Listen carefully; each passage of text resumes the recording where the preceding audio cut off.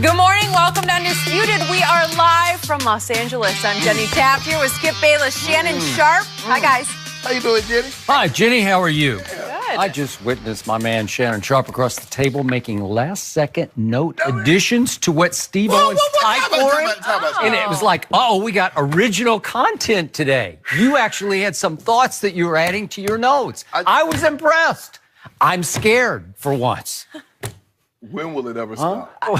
You dry snitching. Why you got to tell everything? I saw you. You were writing. You never write on your type notes that he types for you. Thought of something good last You night. thought we thought of something good right in the intro to the show. Yeah. Lil Wayne inspired you. And then here you go. He writing something down on his tight notes. Well, did you not write on there? Look, Jenny, he wrote, didn't he? Wonder He what wrote that a is. sentence. We'll I don't know. That later. could close the deal. You know what? I could lose a debate for the first time in the history of Undisputed. You always lose. I've never lost once, but now look at this. I'm up against it. Well, Can you show the I ain't gonna audience? show nothing. Oh, okay. All right. You about to lose this one.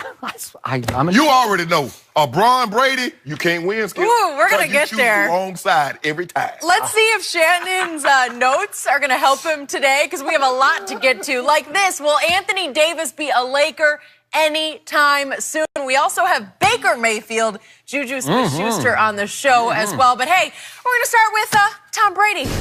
He's heading to his 9th Super Bowl on Sunday and can become the first player ever to win 6 rings. When you look at Brady's resume, it's only natural that people call him the GOAT of the NFL. Yesterday, Brady compared himself to a player that some people consider to be the GOAT of the NBA, LeBron James. Let's take a listen. We're similar athletes, LeBron and I, both great size and speed, jumping ability, shooting. Not quite. No, he's a much better athlete than me. I think some people are born with great height. Some people are born with great size, great speed, and some people are born with other things that I would say are more intangible. And I think competitiveness and the ability to compete has been a great attribute for me. And it started when I was young, and it was really a part of my whole family. I mean, everyone was the same way, so it was definitely in our family's DNA to compete and to want to just, play to win. All right, I love Super Bowl week. So much good Brady content. Shannon, what do you make of Brady's comments? I think he was being, obviously, clearly he was being very facetious. Yeah, a little smile. Great speed, strength, leaping ability, shooting ability. But Skip, normally when we think of greats, historically transcendent figures, they're normally high draft picks. When you go basketball, you think of Kareem, you think of Jordan with the 3rd pick in the draft, Magic 1st overall, LeBron, yada, yada, yada. We don't normally see guys that go on and do what Tom Brady. And so if you believe Tom Brady is the GOAT, he was a 6th-round draft pick. That's where they part ways, Skip.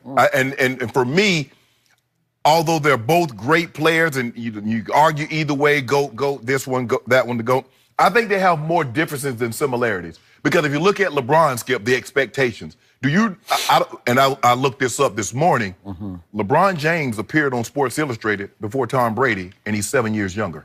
That's a good point. That's And what do you, true. Skip, what do you hear me say a lot of times? Is that what you wrote on there? There you what go. it was? Stop! That was a bingo. That was a touche. The number one thing, a lot of things kill careers, but I believe one of the number one things that kill a career is expectation. Yep. LeBron James had the world on his shoulders. Oh, I agree. From the age of 17. He got drafted #1 overall. It wasn't no it was about, okay, we have a game-changing, a generational player who's about to change our fortunes.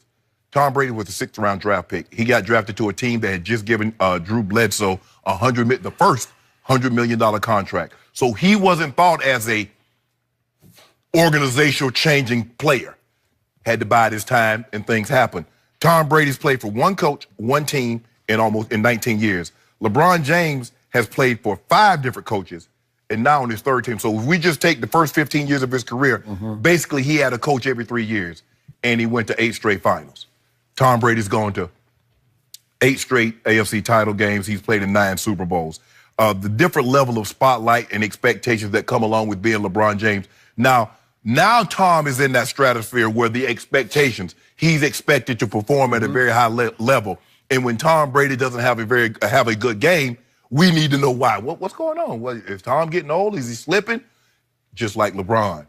LeBron has a bad game. Is he getting old? He hadn't come back from that groin, Jenny. He's only 34, but that groin has kept him out for like 6 weeks, Jenny. Something's going on. Father Time tapping him on the shoulder. See, there you go. Right? Well, I don't know. Father Time is not. A while. LeBron James, over the last 3-4 years, he's been more outwardly, Skip, saying, I'm the GOAT. He's said things, he's done things to make you think. Now, there's no doubt in my mind that he's always thought this, but he's gotten very, very comfortable saying this. Tom Brady, you saw a little bit in Tom versus Time, how he thinks. Because, Tom is like, oh, golly gee whiz, Tom, he's so humble, he doesn't think. But then it was reported that before the AFC Championship game 2 weeks ago, he walked into the locker room and said, I'm the baddest mofo on the planet. He said that. That's what was reported. Yep. Whoa. So now Tom is like, yeah. So it just goes to show. Did not say it publicly, though. No. But it just goes to show the mindset. Skip, I believe both guys are great students of the game. They understand the game. They know the history of the game. I can see LeBron James trying to play until he's 42 years of age. So that's another 8 years. So he go trying to be playing year 24, especially if he wants to play with Bronny.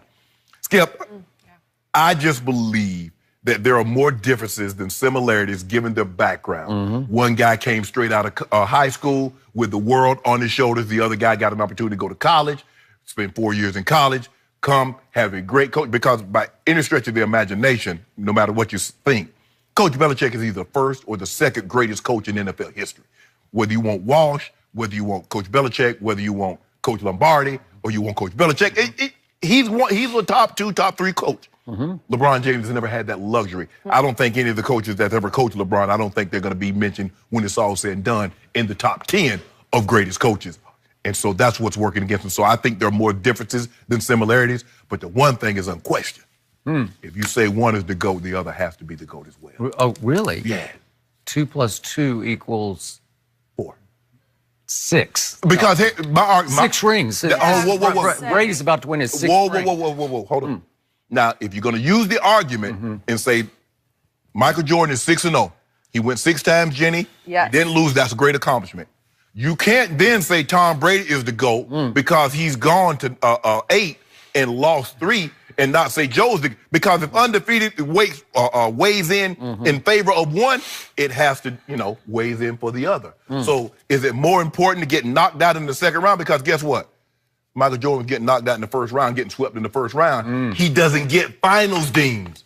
LeBron James don't know what that's like to get knocked out in the first round. I would like to leave the original and only 23 out of this discussion. Really? This is about the faux goat. That does not do that, Skip. Faux goat. No. The fake 23 and the real 12 up in Foxborough, because there's only one number 12. Oh, Jay Bradshaw said, that's me. Yeah, that's this guy. And the faux 12 is in Green Bay. You don't do that, Skip. Okay.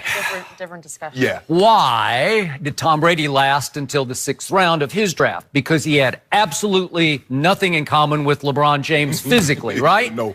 He ran the ugliest 40-yard dash in the history of the combine. It's just hard to watch. It's hard on your eyes. It was an eyesore of a 40-yard dash.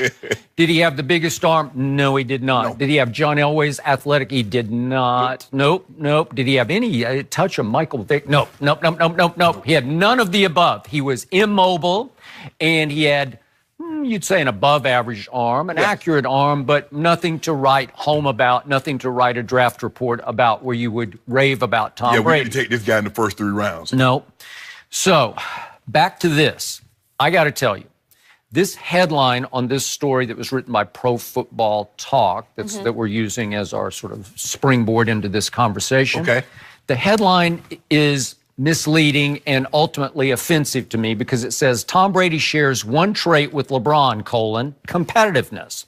Well, if you read the quotes, again, Tom jokes about how he shares nothing in common with LeBron athletically. He just makes one joke after another. You can do everything, height, speed, strength, all those things. Yeah. None. He just jokes about that.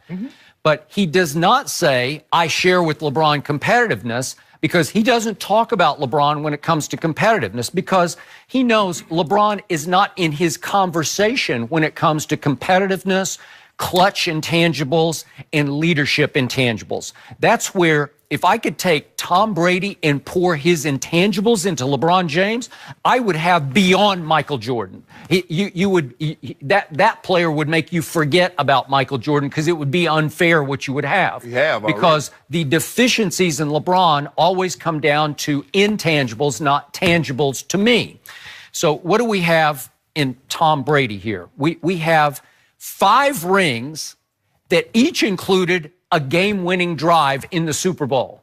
That's extraordinary. He doesn't get enough credit for that. So he's won 5 Super Bowls, and all 5 times he had to bring them back in the clutch in the fourth quarter or overtime, obviously, in the Atlanta.